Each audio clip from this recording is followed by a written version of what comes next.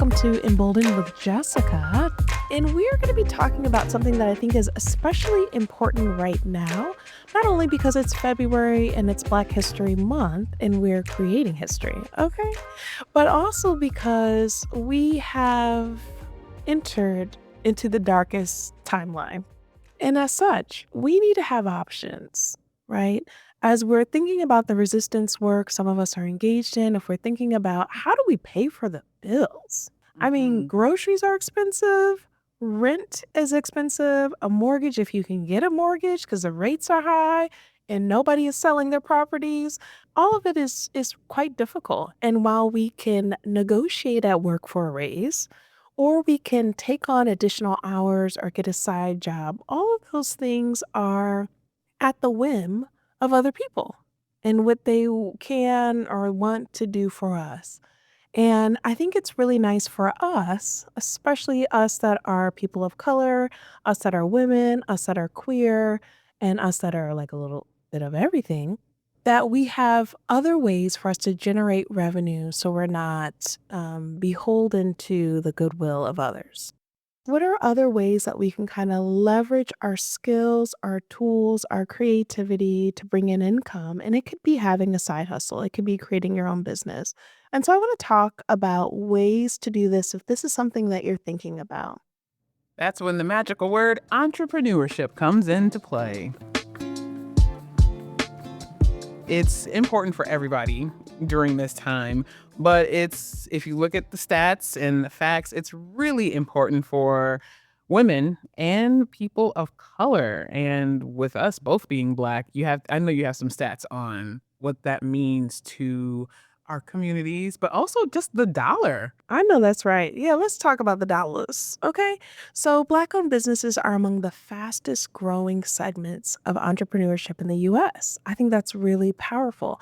Over 3.1 million Black owned businesses, as of recent studies, are operating right now, which is incredible. Also, in 2020, over 16 billion with a B, was generated by Black-owned businesses.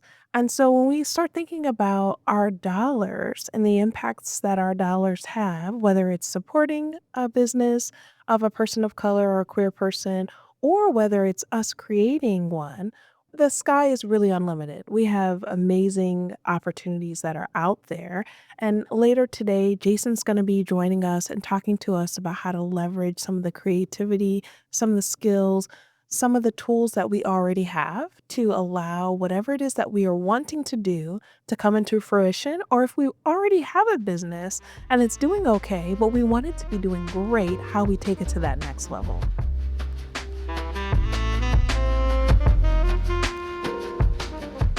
Now, you already mentioned how a lot of people in the world right now are already doing the side work, doing the side hustle, taking on extra hours, doing overtime. And I almost feel like we're here doing this podcast to show you other options, especially with entrepreneurship. As you mentioned, is there something that you've been mulling around that you haven't put any extra time or effort into, but you actually think that, hey, this possibly could be a business? Are you ready to take a leap? Something we've mentioned in previous episodes, to take the leap to something that is more fulfilling. Can you find some time to put into becoming an entrepreneur? Something to think about. The other thing that comes to mind, I saw a TikTok recently, and it's a woman talking about doing a class, an online class about personal rebrand. And I'm fascinated by this topic right now. I've been working on my rebrand, and she was talking about how folks of color tend to really think about when they're creating a business, they really think about and prioritize the experience of the customer, right? That the customer is enjoying the experience, not just that the company is profitable, and both are really important. And so Hmm. how do we bring in that piece, that desire that we have to support our communities, to support some really cool resistance work that is taking place? I leverage my private practice, the money that I generate from counseling, to be able to do some really cool things that I would not be able to afford to do otherwise. So, whether that's supporting students that are in need, whether that's offering pro bono free counseling services, if that's sponsoring events and people. There's a lot of ways that I can support people anonymously and not anonymously because of the money that I'm able to generate with my business. So the question goes, what if you started a business? What would that look like for you? Mm. I like to imagine, I like to dream. And I think that because like I said, things are difficult, from the economy to our political system. Things are really difficult right now. And one of the ways for us to survive, but not just survive, but to thrive so that we don't experience the level of burnout that some of us experienced during that last time Orange Man was in office. Um, Part of that is having freedom and flexibility, but also a big part of it is being able to imagine beyond what is happening right now. We have to imagine and dream about things that maybe have never happened before in order for us to get to the nicest timeline, okay? In order for us to get where we're headed. And I know we're headed there, but we have to be able to imagine and dream.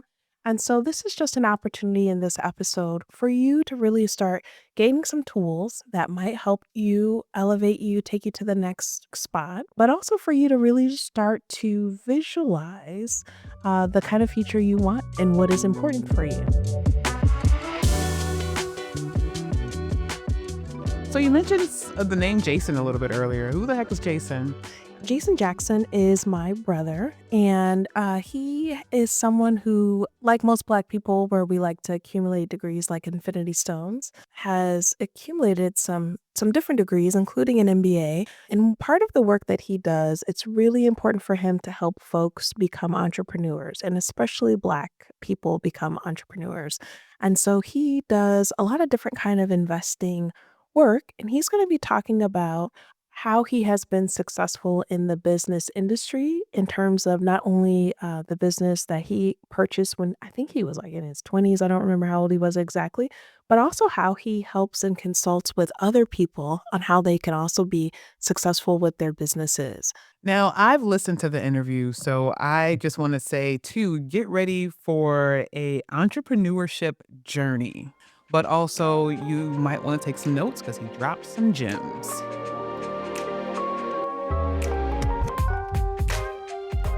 All right. So today we have Jason Jackson joining us. We're going to be talking about your journey into entrepreneurship and really the takeaways that you have other people can utilize to help them to be successful and really stay the course. So, this is a lot of work that you already do professionally, but we're just going to get into it. So, your journey into entrepreneurship took a unique path.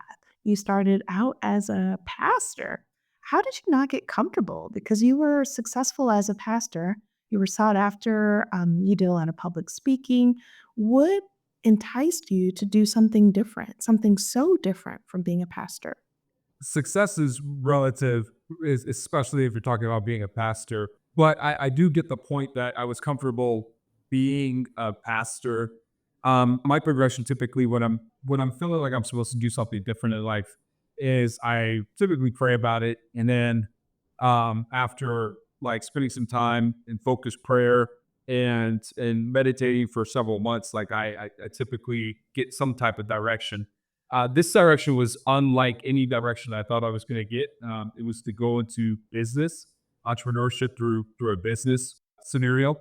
And the reason why I say entrepreneurship through business is because I subscribe to Stanford's working definition of entrepreneurship, which is it's the pursuit of opportunity without regard to the resources currently controlled.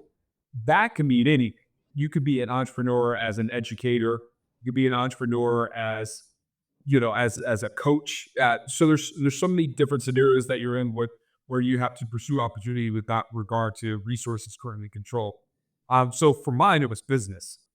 After praying about things, I really sensed that we were supposed to go into entrepreneurship through from a business standpoint. Marcella and I, my wife. I was going to ask we because you keep saying we, and so yeah, to mean that. It was a big decision for the both of us, and she had honestly had this intuition about it like years before I had it and said, I just feel like we're supposed to do something different, something from a business perspective. And I thought that ministry and doing things to help people was only through the format of being a pastor. And she was way more open to other ways to try to make a difference in people's lives, make an impact. And so entrepreneurship was that. And the way that I kind of think about doing something different, um, that I've always kind of stuck with in my mind has been this idea of where you feel like you're supposed to like conquer this mountain, and you have this huge mountain that you feel like you're supposed to climb, and it could be anything. It could be being the first person to graduate from college in your family. It could be starting a new business. It could be jumping into a new different career. And for me, it was like being a pastor. Like I felt like I was supposed to be a pastor for a certain period of time. So I was climbing up this mountain. And what happens when you climb up this mountain that is in front of you is once you get to what you call the top of whatever you thought was the top of that mountain, right?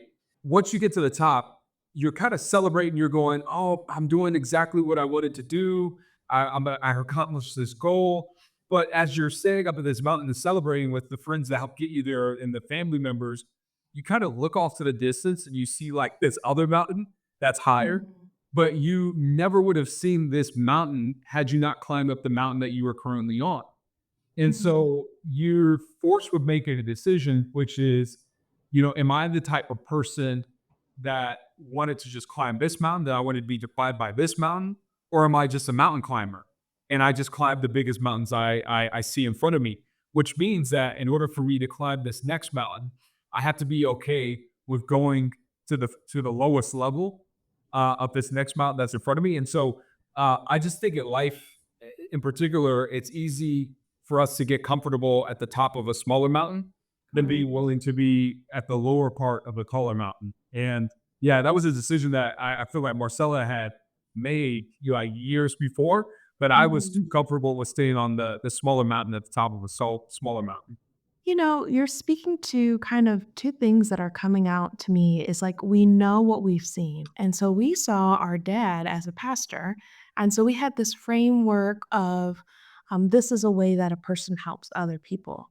And so it can be really hard to go into something if we don't see a lot of folks that look like us doing it, which is part of the work that you're now doing to increase representation in the field. But I also want to touch on this point that when we're partnered, when we're in a relationship, a strong partner is a part of what it is that we decide to do. If we're going to business for ourselves, there's a sacrifice and there's kind of a mutuality that kind of occurs with your partner, and that either they're supportive or not supportive, but having them on board and in support and being able to tap into their skill set, their support is really valuable in being successful. To your point, a partner could either promote your dreams or demote your dreams. I think that they could do that in terms of how the type of environment that they create around you, how they respond to what you're wanting to do, whether or not they push you forward or they keep you in the same place. And so for us in particular, for Marcella and I, so first off, she had seen it before I saw it. Second is I had difficulty with math. Yes, you didn't always have, I would say, the support that you needed to learn in the way that would have worked for you when you were younger. So you did not know you could be good at it. Yeah. So Marcella, she would constantly say, no, you can do this. If Oh, you want to go to business wow. school, like you could do this, you can learn anything. So that's what gave me a lot of the motivation to go back to business school. And not everyone needs to go to business school to become an entrepreneur. But I felt like that was part of my progression as an entrepreneur. So that was part number one. Part number two, though, is while I was in business school, I was pretty much doing a full-time MBA program while working full-time. And That's right. and so I was skipping these classes. Marcella was working full-time, and I was basically in the beginning working like a part-time job while I was trying to focus on business school. she was making the money for the fam, point blank.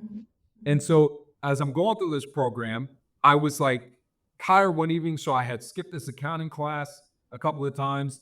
And she said, "You know what? You skipped this accounting class way too many times. You go." And I was like, "No." And she's like, "No, you have to go. Like you wanted to commit to this program, you wanted to commit to do all this. You need to go. Like no more skipping any more classes.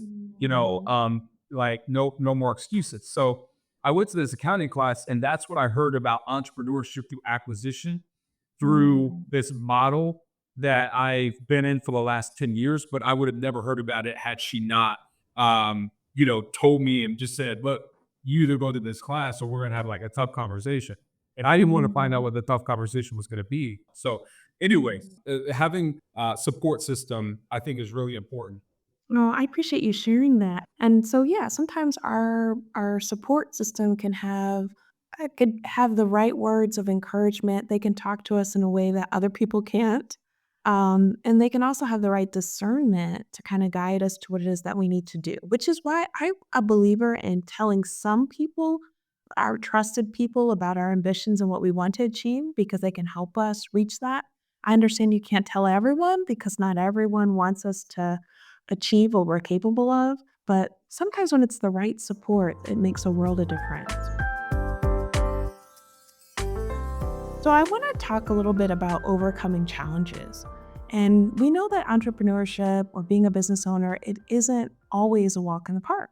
I'm just curious if there have been moments early on when you thought, oh no, this is not going to plan. Maybe I made a huge mistake. What allowed you to bounce back from that and keep going? There could be a podcast devoted to just the mistakes of Jason Jackson with entrepreneurship, other things, but let alone entrepreneurship alone. Oh, shade. I'm supposed to be giving the shade as a sister. I wouldn't even give you shade there. Okay. The first one was this venture, this idea that I had for like this app, this payment app, and it was just really hard. It wasn't a good product market fit because it wasn't my background. I didn't really have a strong technical background, or I didn't have a background on how to lead a technical group. So the first lesson that I learned there, though, is you're not starting from scratch when a business mistake happens. You're starting from scratch that. And I think that's really important because so many people think that success is binary, like either you fail or you succeed. But there's so many iterations to success. And I know that sounds cheesy, but I've lived it and it's really true. I learned a lot of lessons from that. The second thing is just really understanding your why behind things. And so obviously I have a strong faith component as to feeling like I'm called to help people, to help others. So when I did my first acquisition, I was 29, CEO of this business. We had discovered that the seller that we had bought the business from was committing fraud. And it was a really difficult situation because this is like one of my second or third business ventures that I had tried at that time. And it wasn't just on me, but I had literally raised millions of dollars from a group of investors. And so how I had to report to these investors about what had taken place. Could we just take a moment? I have to pause you. First of all, you were 29, you're CEO of a company, and you had raised millions of dollars to purchase this business.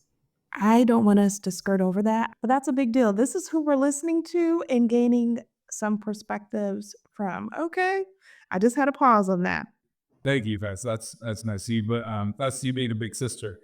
Oh, so raise this money, and in this situation where we bought this business 10 days after Caesar, our second child, was born, and we had a 2-year old at home, and so just a really really tough situation that we're going through, and so many of our investors thought we were basically just going to fail, and I had a dream the night before about several of the employees that were working for the business. They were employees that really, really sharp, but just had opportunity gaps, just like, a lot of minorities have a lot of underrepresented communities at.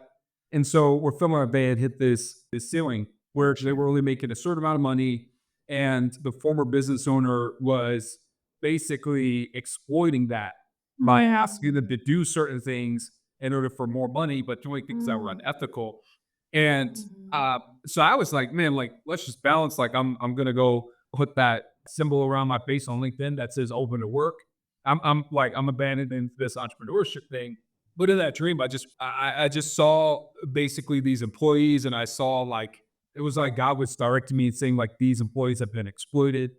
And Mhm. although you wouldn't have bought this business and done this had you known about all of these things that you were going to uncover, I still have a Mhm. plan of purpose, and Oh, so that's right. that's where we move forward with it.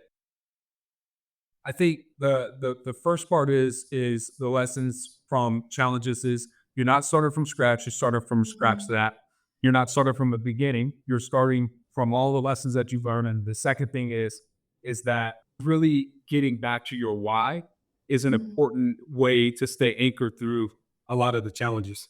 I love that. I love both of those. And we do need something that anchors us. What is whether that is our why of why we're doing it.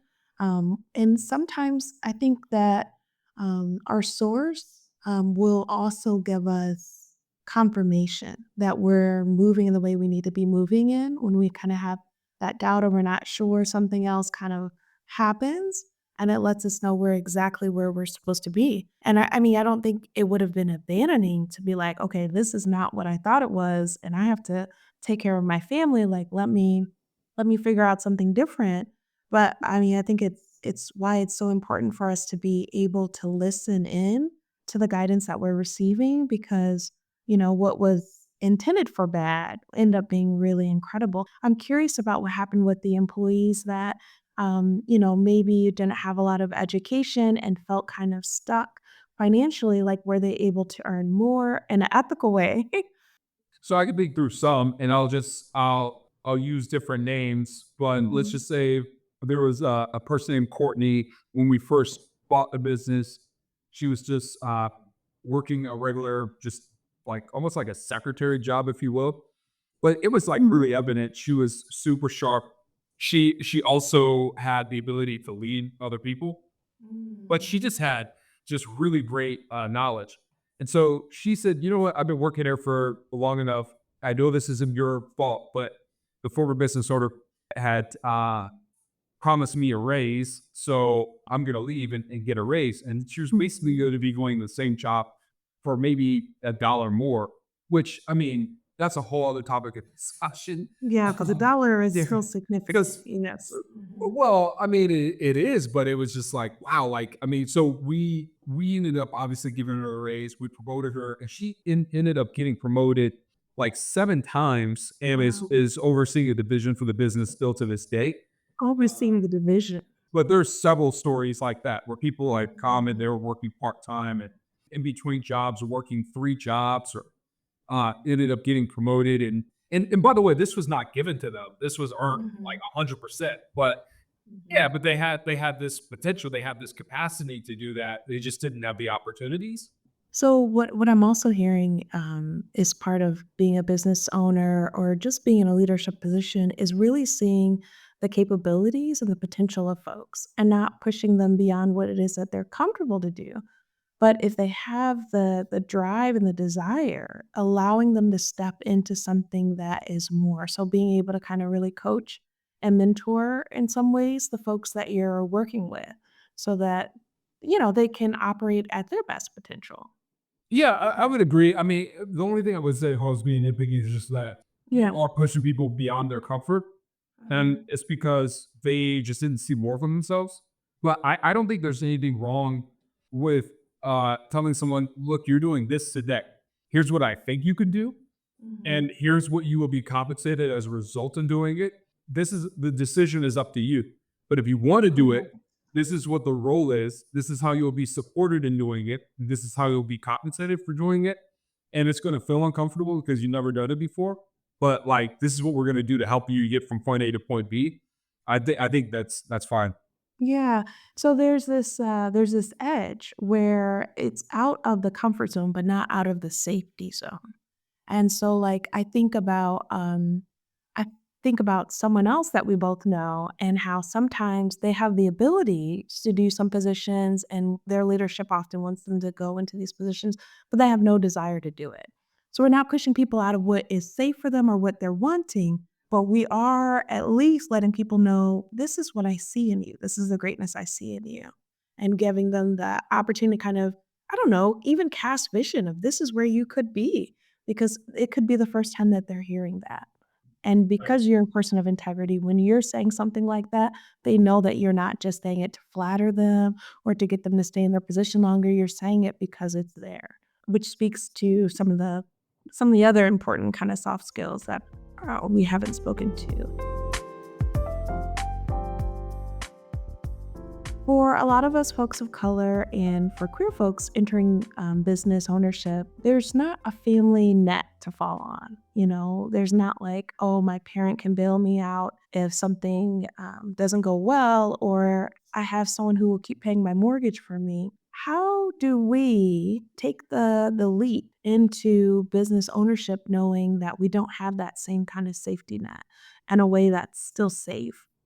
I would say, there's a couple of things. So one thing is you have to leverage a job then, like most of us, which is what I had to do. And you can leverage the job to do three things. One is a job could be good if you're wanting to pursue entrepreneurship so that you can get enough money to build up a nest egg, right? And then you can kind of have this longer runway to go off and do something on your own.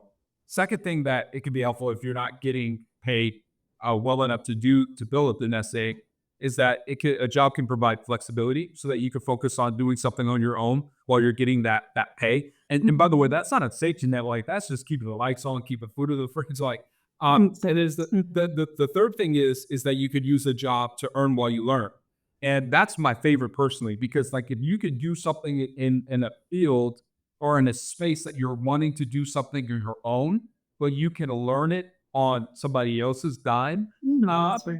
I think it's a really, really good opportunity. So I think that's the first thing is to use the job for one of those three things. The second thing that I think is important is to really ask yourself a real question, and probably this is actually first before the job piece, which is like, is this really what I want to do? And am I going to enjoy the journey of getting there? And I asked one of my investors this question when I was thinking about doing my next thing, because I was like, I don't know what to do. I've been doing this for X amount of years. What should I do? And one of the illustrations he gave me is he said, like, let's say that you wanted to be the president of the New York Knicks. It's a basketball team for you, Fest, because I know you don't know. And but you want to become president of that organization, but you're starting from nothing, right? And so, in order to get there, you're going to have to work your way to the top. So you're going to be getting coffee for people, like you're going to be interning, you're going to be working all these hours and doing all of this stuff just to like get to this position. And like, will you enjoy the journey of getting there? And so many people want to get to the top of the mountain without realizing that like a helicopter is not going to drop you off there. Like you're gonna have to climb up that mountain. You're gonna fall down the mountain a couple of times. You're gonna have to camp up that mountain. Like, and so if you're unwilling to do all of those things, then you want to peak. Like you don't want necessarily to go through the process of getting to the peak.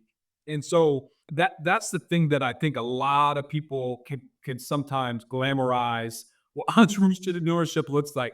And everybody wants to get to the point of, some of the things that people get to do from an entrepreneurship standpoint, but now I'm going to go through some of those things. And so that leads me to the third thing, which is you have to commit to having some imbalance in order to get balance. And obviously, balance is this cash word and stuff, but I just think that there are certain times, especially when you don't come from this background that a lot of other people come from, where you don't have the resources. And by the way, can I just tell you, like, sometimes more important than just the actual resources Is the network. is Ooh, the I know network, that's right. right? Mhm. And that network can de-risk situations, it can expedite situations. So if you don't start from that place, then you really have to be committed that like your hobby is your thing that you're working on. If like your second job or it's that thing that you're working on, and you have to forego invites on weekends, you have to forego subscriptions and catching up on series that you wouldn't be caught up on you have to forego scrolling. You have to forego a lot of these things because it requires more work to do it that way. It does, yeah. There's definitely a heavier lift, and so, to be honest about that, there is a heavier lift, but there's also a great payoff. I think this actually reminds me of a little bit of what it's like for someone who has maybe a learning disability that, that thinks that they're not capable of something. It is a different kinda lift, it is, especially until you get the resources in place. So yeah, I appreciate that you speaking to that, and I also have to tease the fact that you're such a pastor still because these lists, you said the first thing. Now say to your neighbor. I just think I learned concrete sequentially, like I learned in steps, and so that's the way I communicate.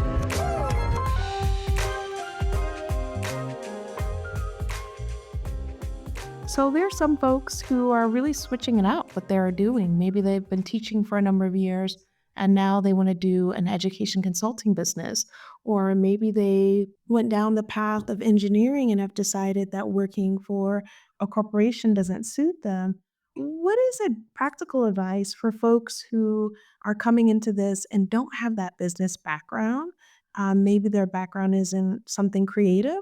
What are the skills or tools that anyone, no matter their background, can use to start thinking like an entrepreneur?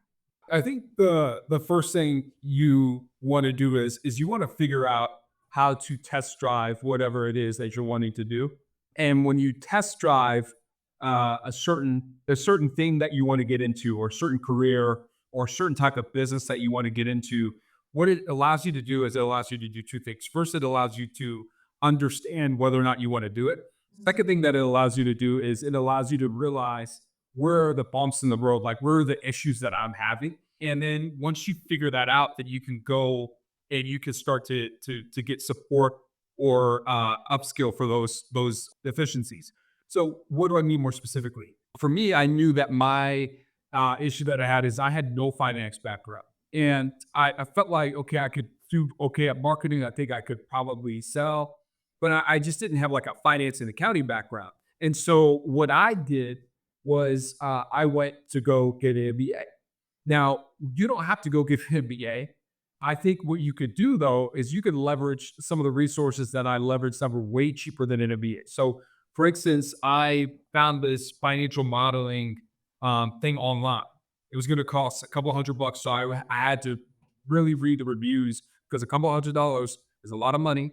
But what I did is, once I read the reviews for this thing, I ended up taking this course, and I can tell you that it was just as helpful, or if not more helpful, than my finance classes that I was taking in an MBA program, and I was paying literally a tenth of a percent of the price. And so Mhm. there's ways that you can get formal training without paying formal fees, and those are the areas that you should be looking for to get that. The second thing is that I think you need to curate an experience where you are around people that are doing the similar things in the space as what you're doing, because Mhm. some of the stuff is not just taught, it's caught. And by being around people, hearing some of their stories, hearing some of the lessons that they've learned, I think is very Mhm. powerful. So not only just getting it from peers that are doing the same thing, but also getting it from a mentor and finding a mentor. I'm very big on that. There's very few mentors that can cross different facets of your life from the one mentor. And there can also be mentors that are in the same kind of facet of life, but they have a specialty that you can get. So for instance, like there might be I'm using the business illustration again, but like there might be a business mentor that's better at finance. There might be a business mentor that's better at marketing or better at operations, but start to create that environment where you have mentors to help you kind of get up to speed on areas where you feel like you're more deficient. Hmm. I like that. And I would say this too. I think sometimes we think we don't have any experience in something and we're starting from scratch. But like, let's be honest, you were a pastor on a pastor's budget. And so even though you didn't have a background in finance, okay, you knew how to count them coins, okay? And I don't know what your system was, for keeping track of the finances. And I also don't know if you ever had to do anything around budgeting with like the programming that you did. Oh yeah. So like sometimes there are aspects of that work that we have done in other ways, and some of those skills translate and some of them don't. They certainly have to be built on, but that there's no one set kind of path to get to where you're trying to get. That sounds to me like there's ways to be really resourceful. And I also love the tapping into community that a lot of things, what did you say, are not taught, they're caught. And I love that, like being around other people who are doing the kind of work that you're doing. Is there a group of folks that are already meeting? There are all these other kinds of groups that exist. I know locally there was a Black Business Association, and so they share out a number of resources and they get together and they have presenters come and talk about topics that kind of impact everyone, how to market your business, how to do your taxes at the end of the year. So there are ways to be in community with folks, whether they're in your specific industry or not. And certainly, I know that if you're someone who uses Facebook's, that there are also these different groups. So I belong to a number of groups for like private practice and clinicians of color, and they just share some of the best information about how to structure your business. It's just like a nice consulting group of folks that are all over the country, and I'm able to get a ton of information in that way. So being aware of different resources that are also going to support you along your path so that you're not in it by yourself. Absolutely. All right, let me see, Pastor Jason. So you spoke up to this already about how your network is so important. It's not what you know, it's who you know. And so for people of color and queer folks, sometimes it's both. Well, it has to almost be both. While a lot of us have the work ethic and we're brilliant, how do we network when it isn't something that we were taught? So when we've been taught to kind of like, humble yourself and like be of service to everyone and um, kind of shrink, kind of be in the background. And how do we do the networking piece when it can feel a little unnatural at times? I would say that this is probably one of the most difficult parts for a lot of people because it's one of the most vulnerable things that you could do. And, I think a couple of things, have to happen where, first off, you have to try to find people that are going to be willing to invest in you Mhm. and the way that you repay them is not money, right? But the way that you repay them is just by being successful. And I know that sounds like pretty silly, but I think that there are people out there that could do that. The second thing though is you have to be upfront with what you're wanting to accomplish, where you are lacking, and where you feel like you're strong. And I think where you're lacking, I think is really an important piece because a lot of people, when they get around people and they feel insecure, they try to project a lot. But I think you have to be willing to say, "Hey, look, this is where I'm at today, and I know that I don't know these things, and I also don't know what I don't know, and this is where I want to, spend some time with you." And I think to be vulnerable in that manner is really helpful.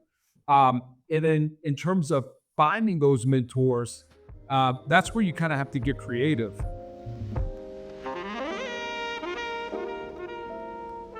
So it can come in different ways. So one way that I found one of my strongest business mentor that ended up becoming a mentor in other facets of life is literally was driving on the way to my house that I was renting, but on the way to that home, we had to pass these bigger homes, and I saw a person that had this Cadillac parked outside, and I thought, who keeps a Cadillac parked outside? And I thought, okay, has to be somebody with nicer cars inside. And so I went up to the person's door eventually after several months and I knocked on the door, took 15 steps back, which, obviously that's a whole other topic in and of itself. And the owner of the home answered, she said, "Hey, how are you?" And I said, "Hey, My name is Jason Jackson. I'm wanting to do something different than what I've done, and I want to do things to be successful. And I don't know. Obviously, you have a beautiful home, you have a nice car, and basically, I don't know if you'd be willing to do this, but would you be open to meeting with me for 15 minutes? I will pay for a coffee, but I just want to interview you or interview, someone else that you think would be a good person to interview to ask how you got this successful. And she said, "Hey, you'll want to speak to actually my husband because he's more of a business person and he's open to doing that stuff. I'll give you his email." And so gave her the email. The husband called me up and he said, "Yeah, what you did took a lot of guts. And so I'm willing to meet with you for 15 minutes." And so we met for 15 minutes. That first meeting turned into us meeting every week for years on business investing and real estate Wow. investing. And so I don't say that to say, oh, like that's something special that I have, because really there's me being vulnerable enough to knock, being vulnerable enough to say I don't know what I don't know. But also I have to be vulnerable enough to be willing that the door's going to get slammed on me. It's not going to be opened. Well, why did he keep meeting with me? So he kept meeting with me because when I met with him, I was very clear on following a certain rubric. One of the rubrics that I followed was that when we met, that most of the things that I said would end in question marks and not in periods, because when you're talking, you're giving information. When you're listening, you're gathering information. So I wanted to gather information during the entire process. Second thing is I was very disciplined with the time. So if he was going to give me 15 minutes or if he was going to give me 60 minutes, I didn't go over at all because I didn't want to basically, I wanted to be very respectful of his time. The third thing is that I follow the format, which is when we were there, when we were meeting, I didn't waste his time. So if he wanted to talk about the weather or something like that, I let him do it. But I wasn't just sitting there just talking about, pleasantries, because we were there to get down to business. And then the fourth thing is that anything that he said, I would take notes on it, and I would have a rule that I would try to apply it in some way by the next time we met. Because when people are investing time and not in return for money, then they want to see that their investment is growing like anything they invest in, right? And they want to see that their information is leading to transformation. And so every time I was meeting with them the next time, I said, "These were the notes the last time you talked to me, and this is what I've done since then." So I think that that's another practical thing. And then the last thing I would say is sometimes you have to just get creative with how you connect with people. So one of the ways that I was creative was I just like, well, maybe this isn't creative, but I went and I knocked on the door. But other creative things that I've done when I'm going to network at conferences is if there's somebody I'm really trying to get to network with, sometimes I don't even if I won't even pay to be at the conference. I'll pay for Starbucks across the street, and I'll say, "Can you meet me at the Starbucks across the street?" Because you're gonna have to get you're gonna want something. You're gonna have to eat anyway, so you might as well eat with me, and I'll pay for it. And that $15 meal or it's Starbucks, so let me just say it's gonna be 30 some dollars. It's cheaper than a conference might be. Or I might say, "Hey, are you renting a car to go to this conference?" If they say no, I'll say, "Well, you're going to have to take a Lyft. You're going to have to take an Uber. So let me be your Lyft. Let me be your Uber." And, look, the way of law of reciprocity is that if I have to drive you 40 minutes, you're going to at least spend time talking to me and I can ask you questions during that time. And so those were some of the ways that I've been creative in the past to seek mentorship, especially when I didn't have a whole lot of money to invest in mentors. Yeah, so I'm hearing you're being vulnerable about that there's things you don't know. And you're also really respecting and honoring their time. Like you're not taking advantage of that. You're not over asking. You're not pushing people beyond what would be a healthy, comfortable boundary, but you are asking for what it is that you would like. And you're making sure there's a level of reciprocity.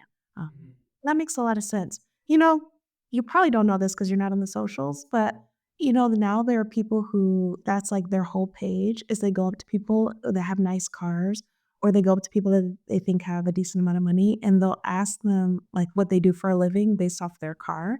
Or they'll ask them, where they live and what they do for a living and things like that. So like you were doing this before that was being done. But yeah, that takes a lot of courage to go up to someone and say, "Hey, I'm looking for, I'm looking to know more. Are you willing to invest some time in me?"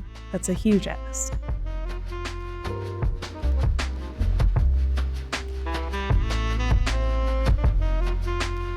Owning a business is a great deal of work, okay? I didn't realize how much work it was gonna be when I got into it. I mean, you're working almost every day. You're working well beyond 40 hours a week. And I think that's something that a lot of folks don't talk about. Could you share with us how many hours a week you might work when you're starting a new business venture and how you figure out ways to create balance? Man, that's tough because it's tough to quantify, and it's kind of like if a person asks, like, I mean, how many hours do you spend like with your child, like parenting and stuff, particularly like when they're a newborn. I'm not saying business is the same way. I'm just saying that in a sense, it becomes like a baby at its infancy stage. And it's like you don't really know how to quantify the numbers. What I'll tell you is I know, well, for a long time, for almost over a year, I know I was working 6 days a week for 12-hour days. And I know it was at least over a year I was doing that. But I know when we first bought our business, I remember my business partner and myself, we were splitting this hotel room. We were sharing the hotel room together, and we would wake up at 6 in the morning, get started on work, and then we would tell ourselves we would get back to the hotel about 9 o'clock that evening after work, and we would be like, we realized we didn't eat. And then we'd be like, okay, the next day we need to eat. And we had done that literally for a full week itself. And so it's a lot of work in the beginning. How do you find balance? I think so. There's some things that you're going to have imbalance for a bit. One of the things, though, I think you can't compromise on balance with is sleep. Is one of the things. There's been numerous studies that have shown that when you do not get enough sleep, so enough sleep meaning for most people 7 to 9 hours a day, then you have a decrease of productivity and a lack of focus. So in essence, what that means is that you're spending more time on work than you would off of more sleep and less work. And so your decision is less sleep, more work hours, or more sleep, less work hours. And that seems like a clear decision, but for me, I sacrifice that a lot. The second thing I think you have to be very careful on is your relationships. And I think that if you have an intimate partner, that they can be understanding for a little bit, but I think you have to be very careful not to negate that. The third thing I think you have to be very careful on is your eating and like your exercise, because that has been shown to obviously exercise has been shown to decrease cortisol levels, and it's very hard to be creative when you're very stressed out. And so again, there's some imbalance. I was not Mr. Balance for my first several years running a business.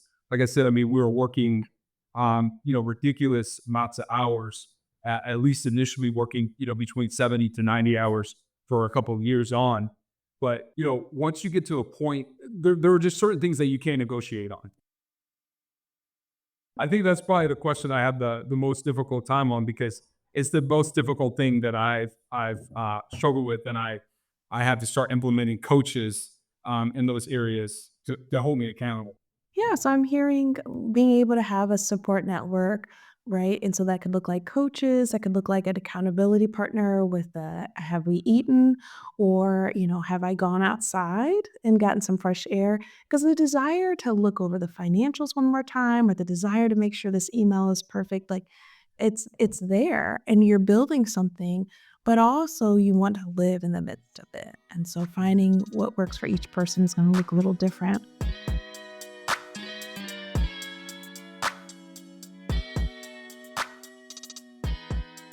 You've taken the knowledge and insights that you have to pour into others. And one of the ways you've done this is through co founding the Black Search Network, a company that is building a dynamic community of Black entrepreneurs and leaders committed to supporting each other through the life cycle of entrepreneurship. Can you share how being an entrepreneur allows you the freedom to give back to others? Yeah, it's allowed me to be able to mentor others just through sharing pattern recognition. The second thing that's allowed me to do more is just being more supportive of others through resources to money than I was before. I do have one mentor that put it like this that I thought was kind of interesting, and he said that money is good for three things. It's good for making a living, it's good for making a difference, and it's good for making more money. And I do agree with that. Yeah, I think that we get to be creative, and to have that freedom of finances is wonderful. But also, one of the cool things that I was able to do this year was I was able to sponsor someone who was doing a ballroom, like a black and brown ballroom. For folks of color, and it's wonderful knowing that, like, if someone is looking for a sponsor, that I have a little bit more freedom in the finances because of the work that I do with my private practice, that I can get back, that I can work with clients at a pro bono level if they don't have the funds to be in counseling, but they deserve the support. So it allows us to be able to really pour into people in all kinds of creative, unique ways. So I just wanted us to touch on that. So, Jason, thank you so much for your time, for your insights. I know that you go around to prestigious universities, give talks on how to do some of the things that you imparted our listeners with today. And to that, I say thank you.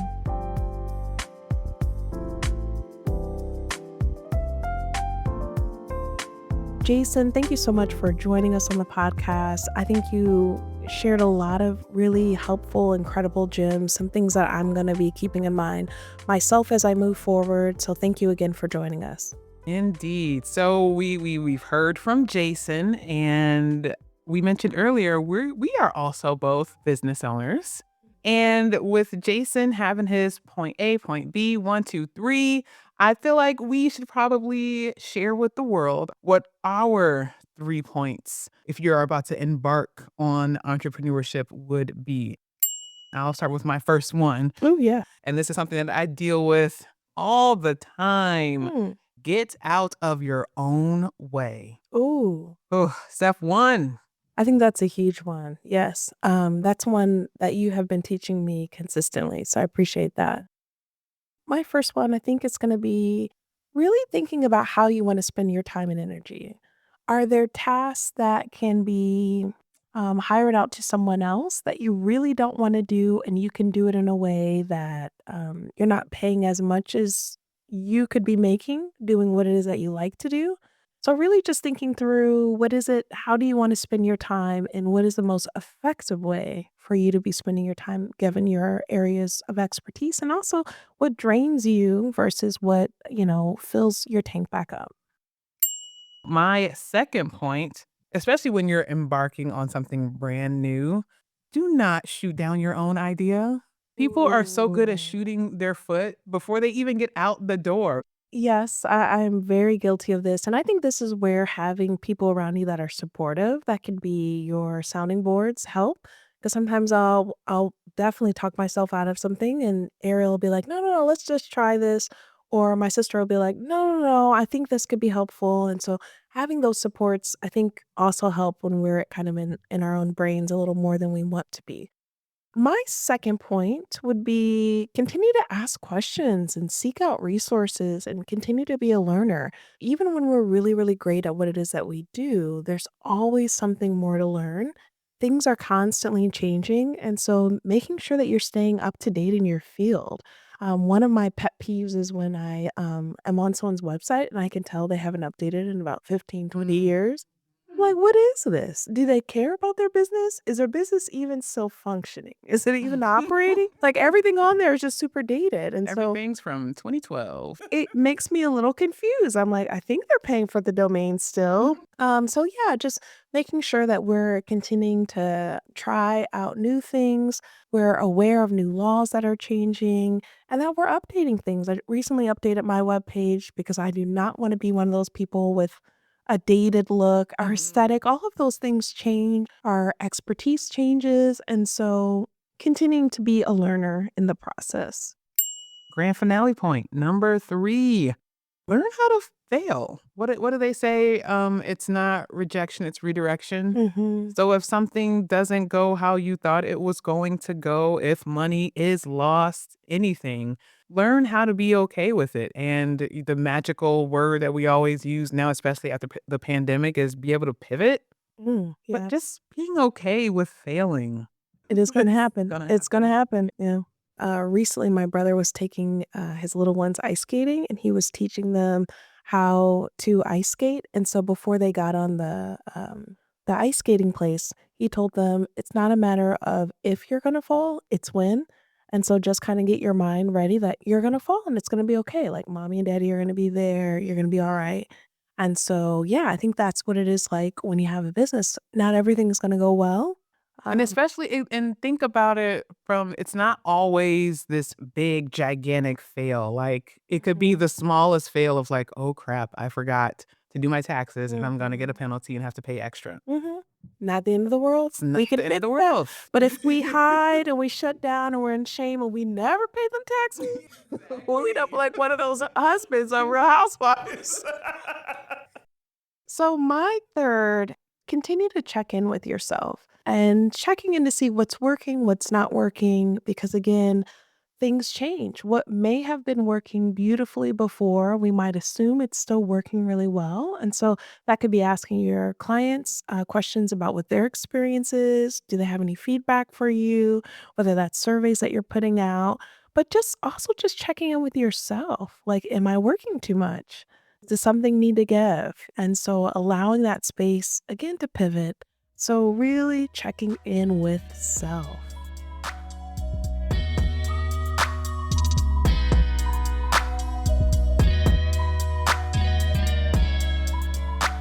I just want to thank you all for listening to this episode. And if you feel like there's a friend, a loved one who would benefit from it, please share the episode. And thank you for joining us on this episode of Emboldened with Jessica. Until next time.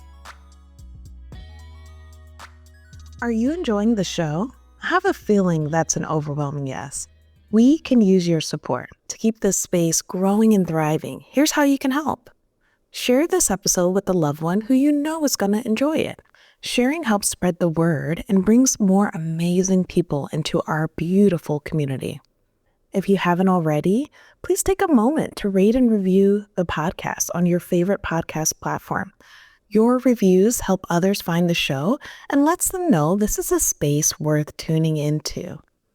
If you can't support the podcast financially, consider donating through DonorBox. Every contribution helps cover the cost of producing the show and keeps the episodes commercial-free. You can find the link to donate in the show notes. Thank you so much for being a part of this journey with us. Your ongoing support, your feedback, your encouragement, it means the world. We couldn't do this without you. Until next time, stay emboldened.